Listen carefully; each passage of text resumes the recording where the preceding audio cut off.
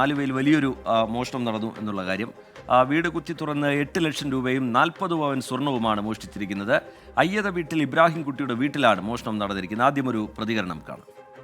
കണ്ടത് ഈ വാതിൽ ചാരി വെച്ചേക്കാണ്, ഗേറ്റും കുത്തിയിട്ടിട്ടുണ്ട്. വാതിൽ ഇങ്ങനെ ഞാൻ കൂട്ടിക്കൊണ്ട് പോയ രൂപത്തിലാണ് ഇരുന്നേച്ച, തുറന്ന് കിടപ്പുണ്ടായില്ല.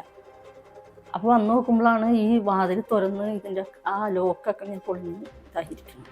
അപ്പം ഞാൻ മുറികളിലൊക്കെ ചെന്ന് നോക്കിയപ്പോൾ എല്ലാവരും ഇങ്ങനെ വലിച്ചു വാരിയിട്ടേക്കാണ്.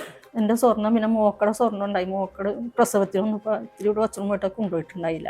എല്ലാം കൂടി 10-40 അതിൽ കൂടുതലുണ്ടോയെന്ന് എനിക്കറിയില്ല. പിന്നെ മരുമോക്കടെ 2 കോയിനുണ്ടായി.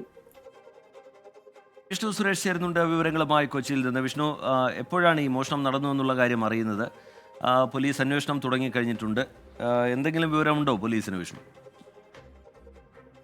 വൈകിട്ടോടുകൂടിയാണ് മോഷണം നടന്ന കാര്യം വീട്ടുകാർ അറിയുന്നത്. അതായത് രാവിലെ 11 മണിയോടുകൂടി ഇബ്രാഹിം എന്ന് പറയുന്ന വീട്ടുടമ പുറത്തേക്ക് ജോലിയുടെ ആവശ്യത്തിന് വേണ്ടി പോകുന്നു.